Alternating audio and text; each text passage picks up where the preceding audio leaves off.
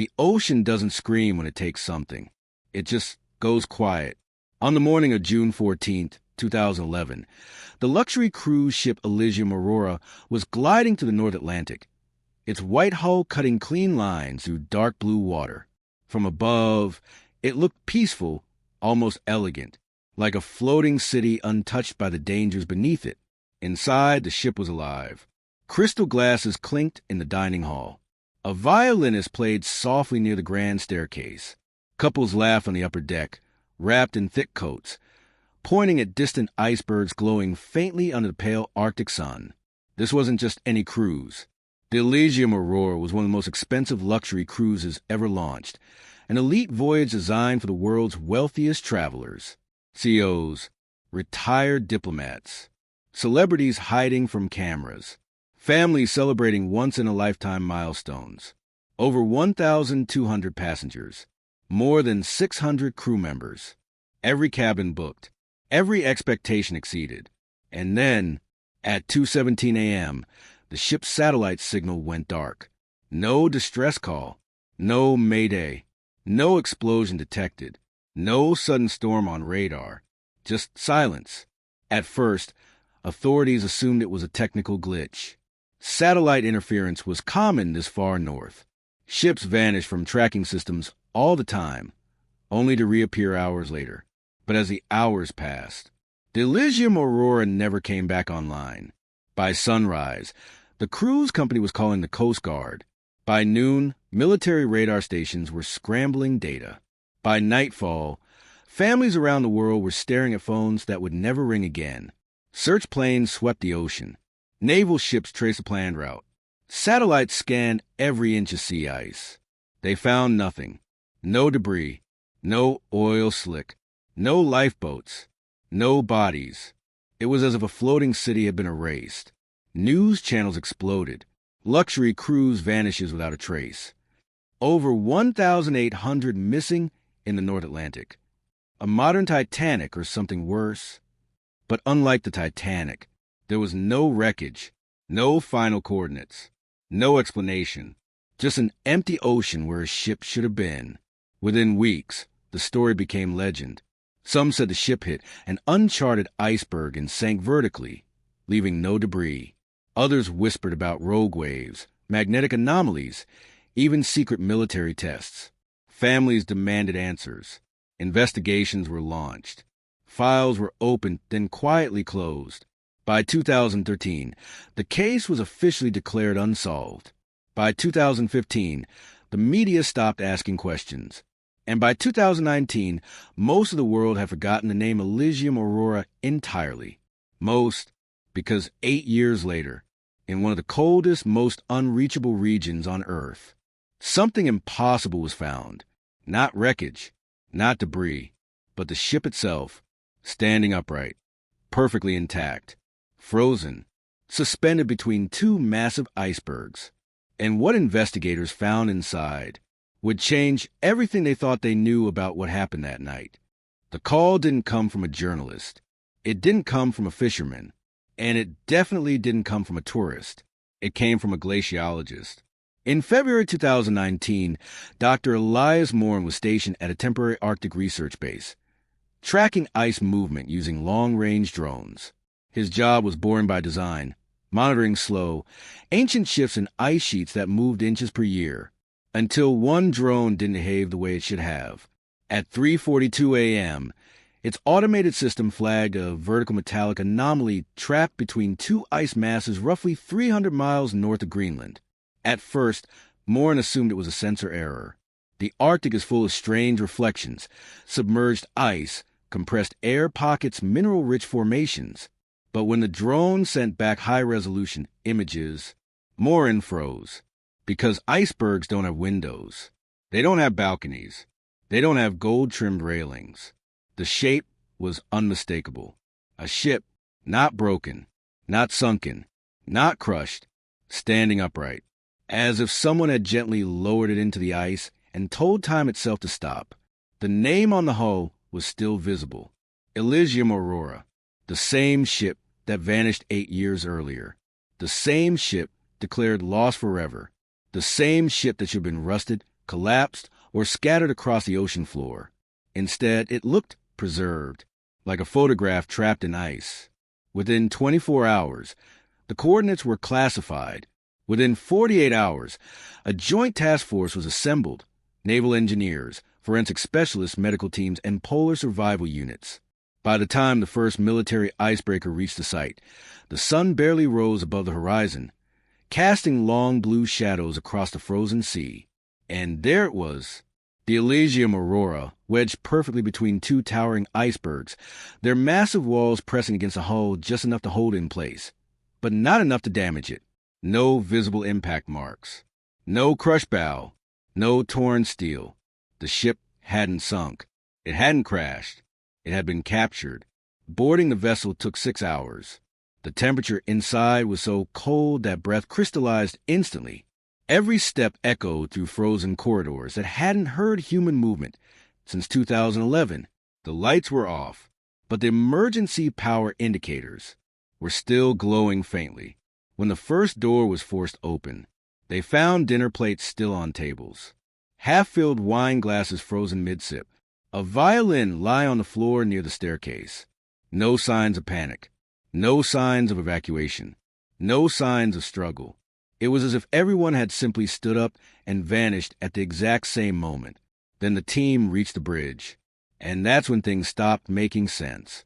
The ship's log showed normal operation right up until 2:16 a.m. No alarms, no collision warnings, no mechanical failure. One final line blinked on the frozen console. Unscheduled stop confirmed. No coordinates, no explanation, just that sentence. And something else. The captain's chair was empty, but behind it, pinned to the navigation board, was a photograph that did not belong on any cruise ship. A blurry image of two massive ice walls closing in, taken from inside the ship. Timestamped 2:17 a.m., the exact moment the Elysium Aurora vanished from the world. By the time the investigation team reached the lower decks, the silence had become unbearable. Not the peaceful kind, the heavy kind, the kind that presses against your ears and makes you feel like you're not supposed to be there. Every cabin door was closed. Not locked, not damaged, just shut. Lieutenant Kara Vance was the first to open one. Inside, the room looked untouched. A neatly made bed, a suitcase half unpacked, a paperback novel resting open on the pillow, its pages stiff with frost. On the nightstand sat a digital clock, frozen at 2:17 a.m., the same time stamp as the photo on the bridge. They moved from room to room. Every clock, every phone, every smartwatch, all stopped at 2:17 a.m. It wasn't just a ship that had frozen. Time itself had stopped inside it. The manifest listed 2,314 passengers and 842 crew members, families, honeymooners, retirees, children, yet there wasn't a single body. Not one. No blood. No signs of violence. No indication of evacuation. No lifeboats missing. Dr. Samuel Hargreaves, the forensic lead, whispered something no one wanted to hear. People don't disappear like this. They reached the grand dining hall. Chairs pushed back as if people had just stood up mid-conversation. A birthday cake sat at the center of one table, its candles bent but unlit. The frosting read, "Happy 60th, Margaret." Margaret had never made it home. Neither had the musician, whose violin lay abandoned near the stage. Neither had the child whose crayon drawing was found taped to a cabin door. A picture of a ship, 2 ice walls, and a dark shape beneath the water. Then came the nursery. Tiny coats hung neatly on hooks. Small shoes lined up by the wall. Cribs empty. One of the rescue officers turned away, tears freezing on his lashes. But the most disturbing discovery came from the crew quarters. Unlike the passenger areas, the crew cabin showed signs of distress.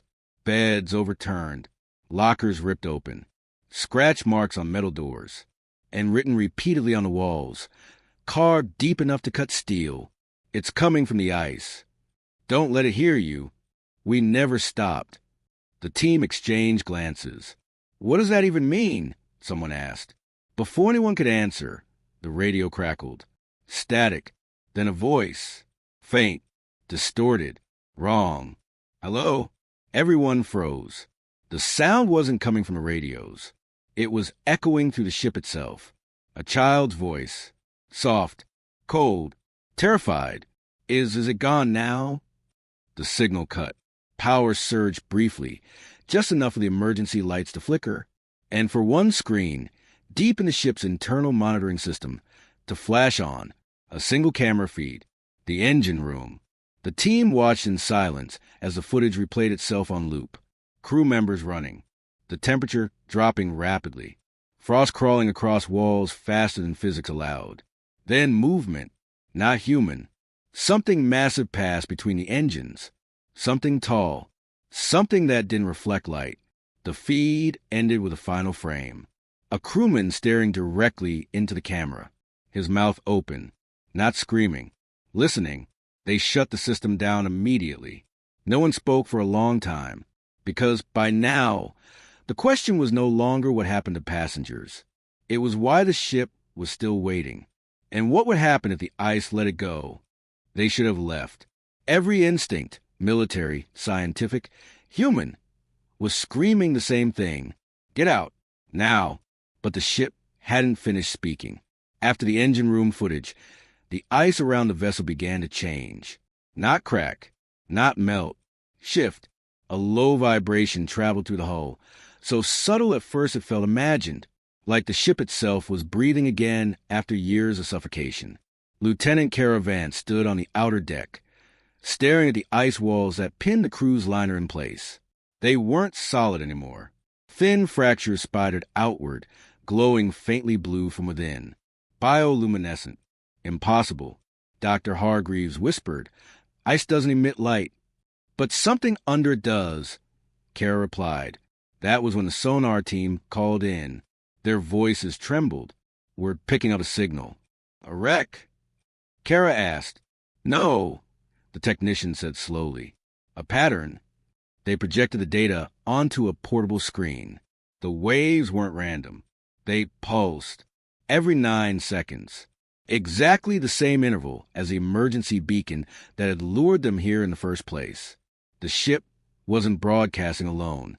Something beneath the ice was answering. They adjusted the frequency.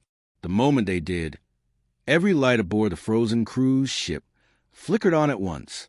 Doors slammed open, not violently, deliberately, as if unlocked. The temperature inside the vessel dropped another 10 degrees in seconds.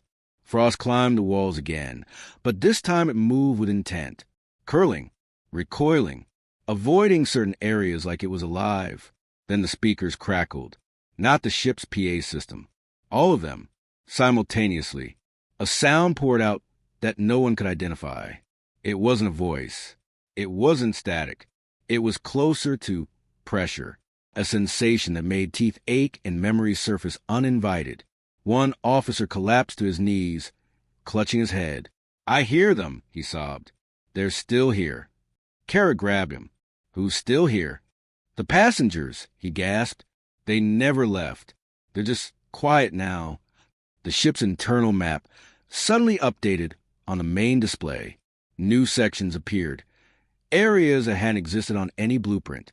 Long corridors stretching downward. Through the hull. Through the ice. Into something vast. Dr. Hargreaves stared at it in disbelief. These aren't decks, he said. They're tunnels. Before anyone could respond, a second signal appeared on sonar. Closer. Much closer. Whatever had been beneath the ice was moving, and it was moving toward the ship. The ice walls began to separate, not breaking apart, but sliding back, like doors opening. A deep, hollow sound echoed to the frozen ocean. Then came the smell. Salt, metal, and something ancient. Kara's radio burst to life. Lieutenant, command said urgently, you need to evacuate immediately. Satellite imagery just updated. What did you see? Kara demanded. A pause. Then the words no one wanted to hear. The ice didn't trap the ship. It was containing something else. Behind them, the cruise liner's horn blasted once. Loud, mournful, awake, and far below the surface, something massive shifted. casting a shadow so large it swallowed the sonar screen entirely.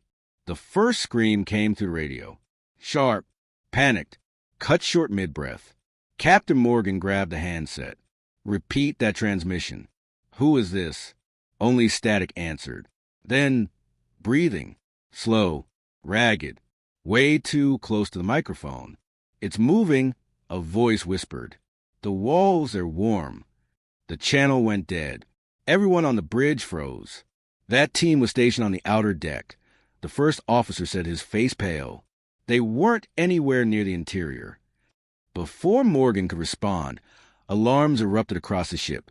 Decks 6 through 9, internal activity detected. That's impossible, someone said. Those decks were sealed by ice. Dr. Hart stepped forward, eyes locked on the monitors. Unless the ice wasn't sealing them, she said quietly. Unless it was insulating them. The cameras flickered on one by one. Deck 7, a dining hall, tables set, chairs overturned, frost clinging to everything, except the floor.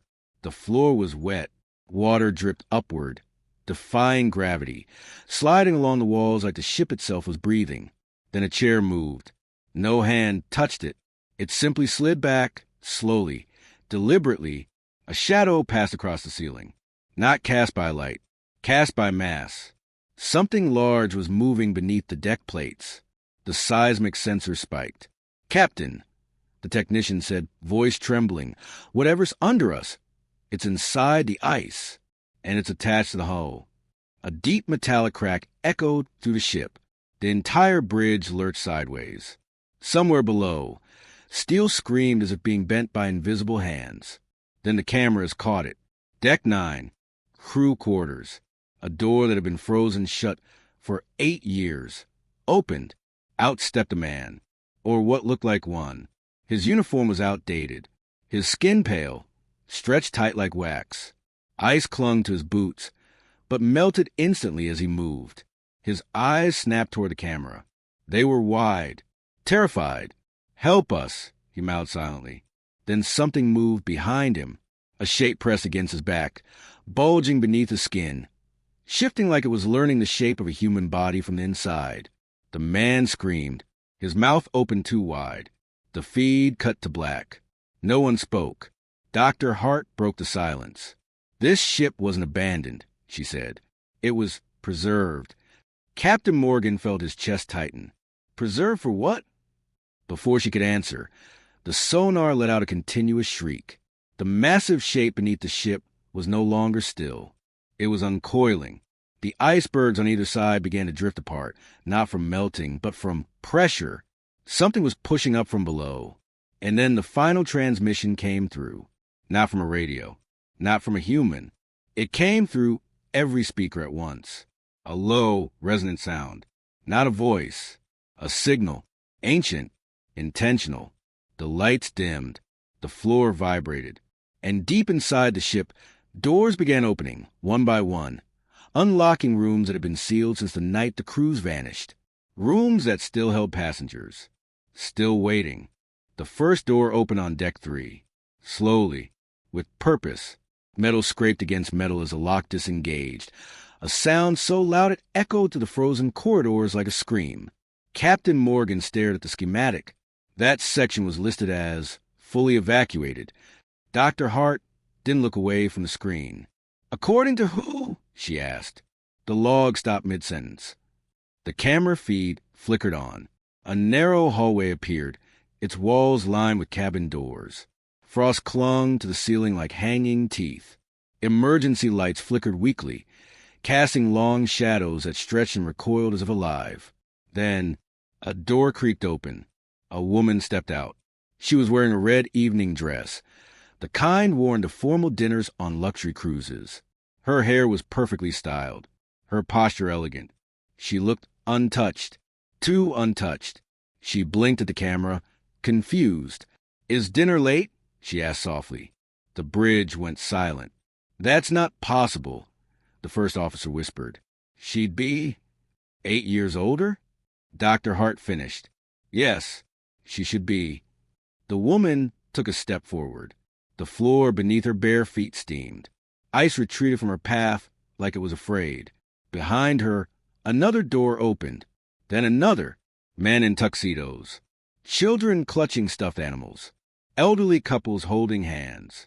Dozens of passengers stepped into the hallway, blinking at the lights, murmuring questions.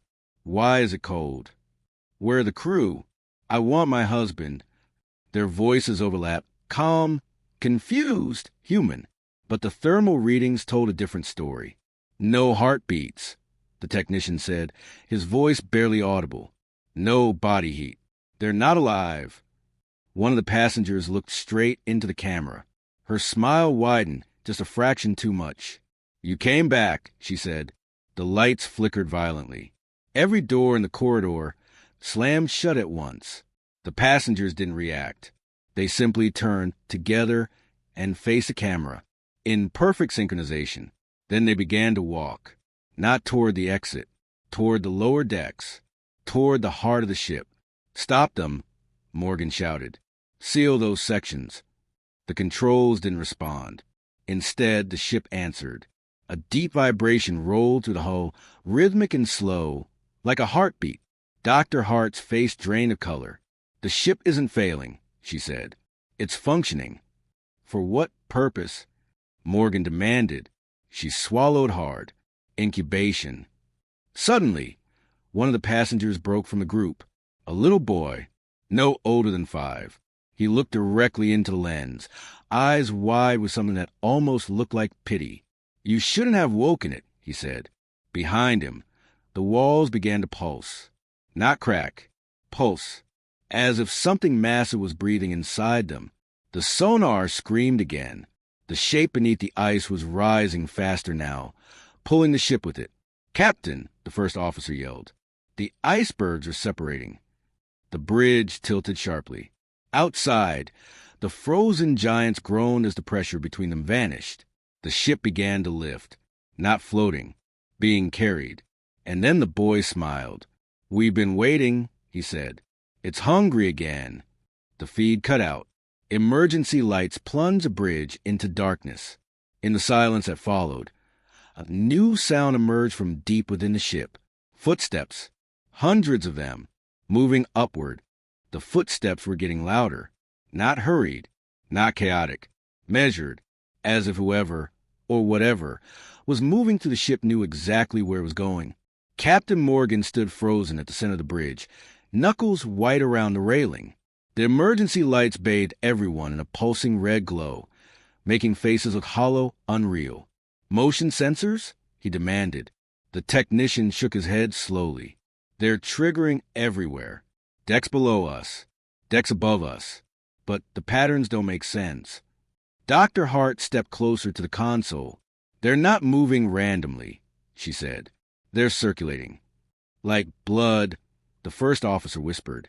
A sudden jolt rocked the ship.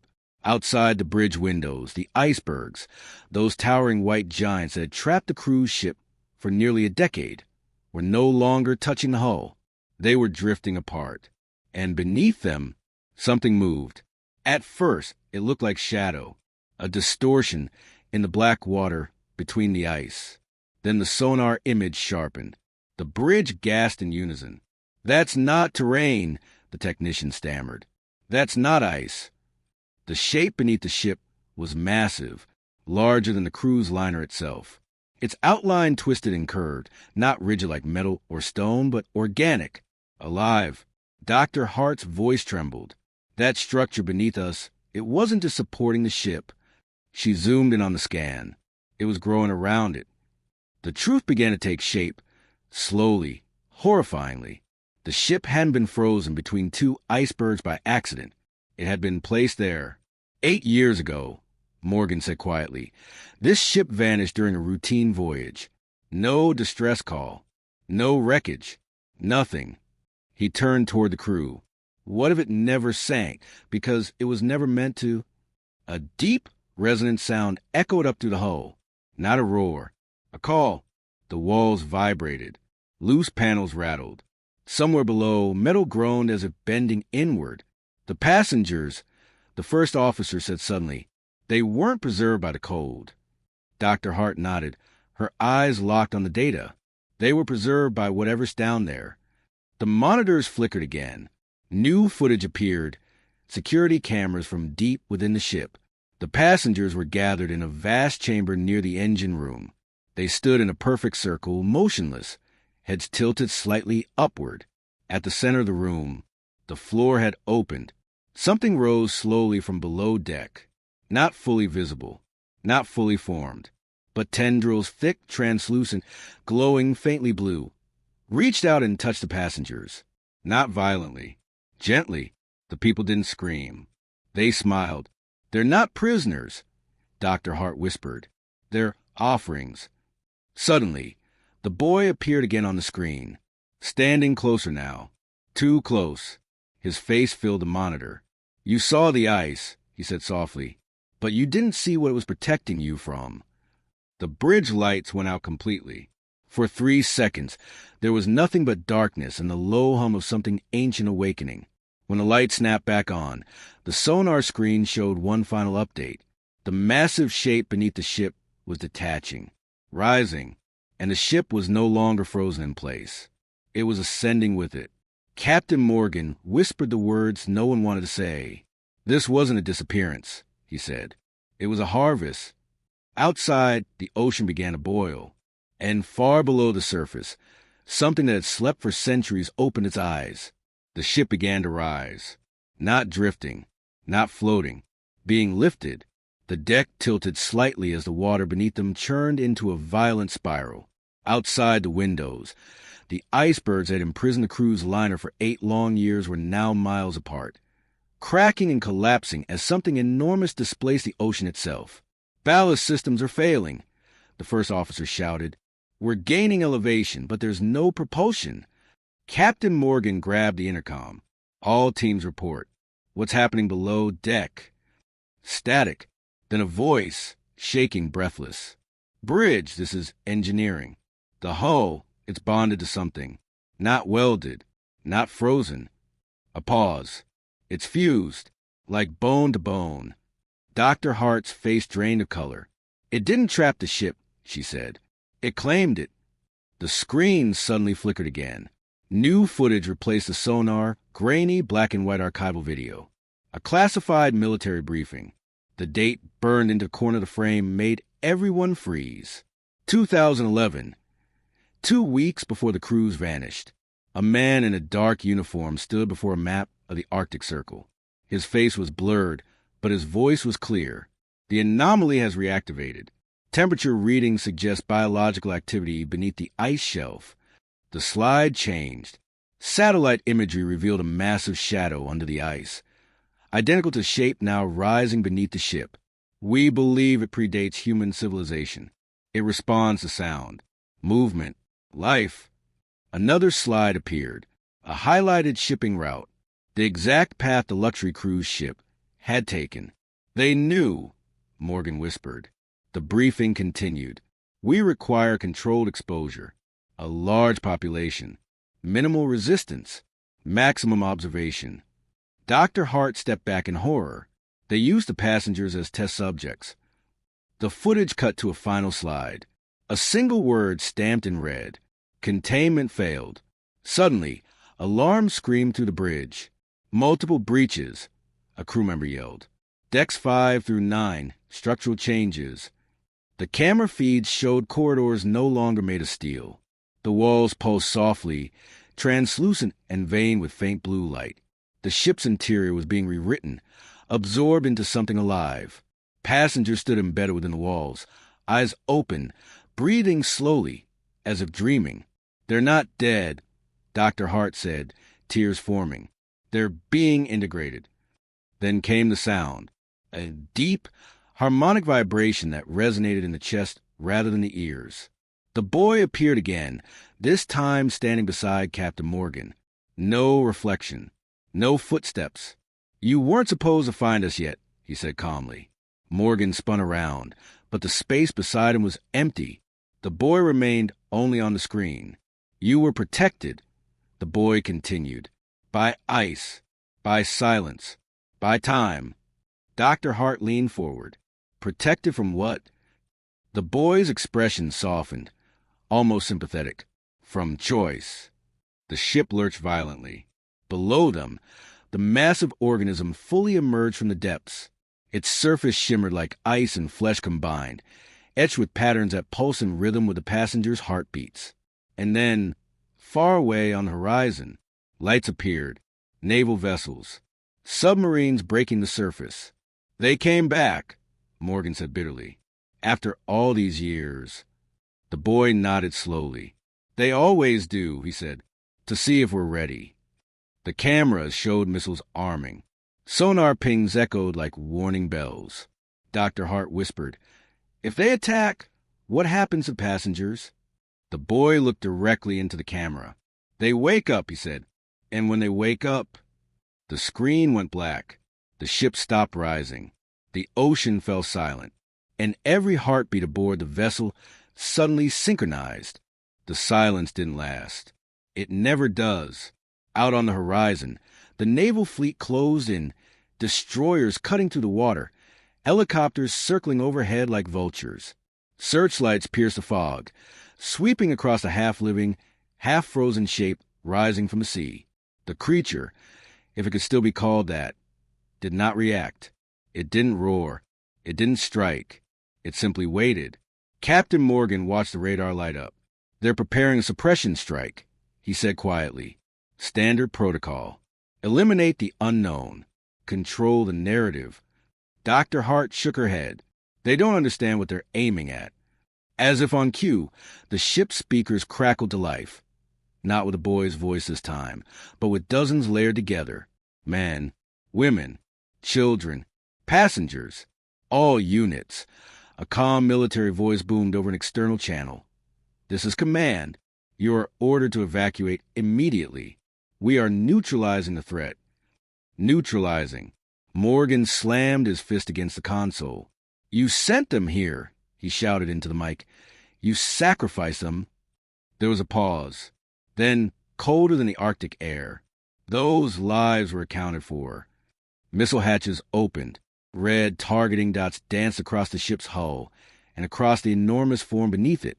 Inside the vessel, the walls pulsed faster. The embedded passengers stirred. Eyes fluttered open. Fingers twitched. "They're waking up," Dr. Hart whispered. The boy appeared again, this time in every monitor at once. "You chose fear," he said softly. "Again." The first missile launched. The sky lit up like dawn. But it never reached its target. Midair, the missile slowed, then gently curved away, as if guided by an invisible hand. It spiraled downward into the ocean, extinguishing itself without an explosion. The second missile froze in place. The third turned around. Command shouted orders. Pilots screamed. Systems failed across the fleet.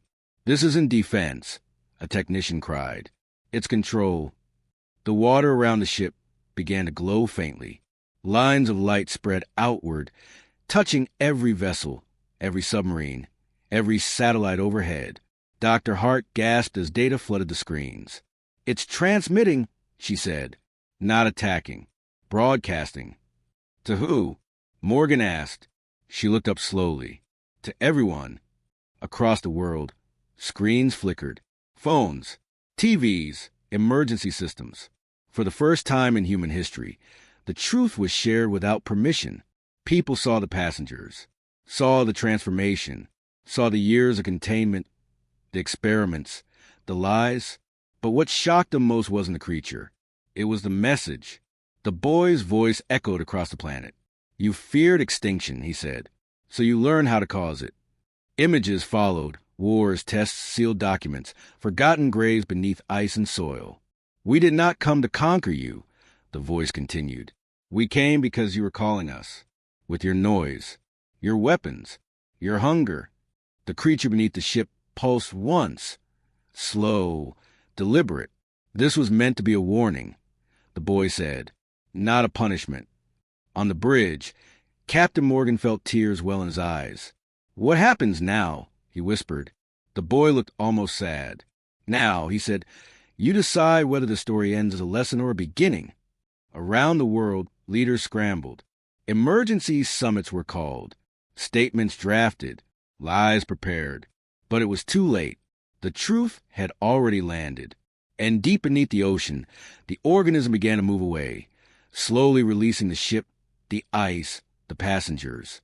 One by one, the embedded figures fell free, collapsing gently onto the decks. Alive, weak, human again. Dr. Hart dropped to her knees, sobbing. "They survived," she whispered. "Against everything, they survived." But the boy was fading now. "Not all of us," he said quietly. The screens went dark, the fleet powered down, and the world was left holding a truth it had never wanted to hear. The world didn't know how to breathe. News stations ran loops of footage. Social media exploded. Governments scrambled to spin explanations, deny responsibility, and control the narrative. But the truth had slipped through the cracks, too vivid, too undeniable, too haunting to erase. Dr. Hart sat alone on the deck of the research vessel, the Arctic wind biting at her face, salt water dripping from her gloves. Around her, passengers who had been trapped for decades were slowly recovering. Some wept quietly. Others simply stared at the endless expanse of ice and ocean, unsure what was real and what was nightmare. Captain Morgan approached her, voice heavy. "They're going to blame us. They're going to call it a cover-up." Hart shook her head. "No, they can't blame this on anyone. Not really. Nobody controls the truth anymore." Below the decks, the crew was working tirelessly to provide food, warmth, and medical care. Scientists scrambled to document what had happened. Every observation was crucial, every detail a potential lesson for the future.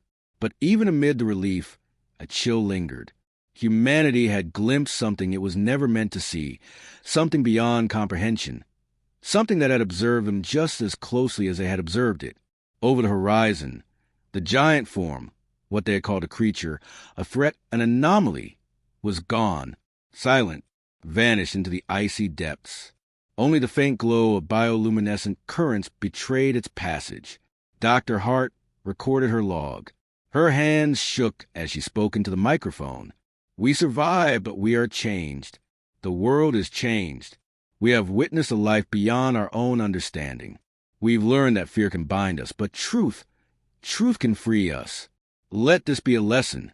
Our world is not as small as we think, and the consequences of our actions can echo farther than we can imagine." Captain Morgan looked at her, solemn. "And the boy?" She swallowed hard. "He was the guide, a warning, maybe even a bridge. But I fear not all who needed saving made it, and not all the lessons are clear yet." Across the globe, people began to discuss what they had seen. Conspiracy theories ignited, but so did debates on humanity's responsibility to the unknown. Philosophers, scientists, and ordinary citizens asked questions they had never dared before. Children looked to the skies differently. Scientists looked to the seas differently. Governments looked to themselves differently. And somewhere deep beneath the Arctic, the truth remained silent and patient, watching humanity adapt. Dr. Hart stood at the edge of the deck, staring at the horizon. The wind tore through her hair. Her heart pounded with exhaustion, awe, and fear. And then she whispered to herself, almost inaudibly, they thought the nightmare was over, but in reality, it had only just begun. Somewhere, far beneath the ice, a ripple spread through the ocean currents. Subtle, silent, watching, waiting. The world had survived. But the story was far from finished.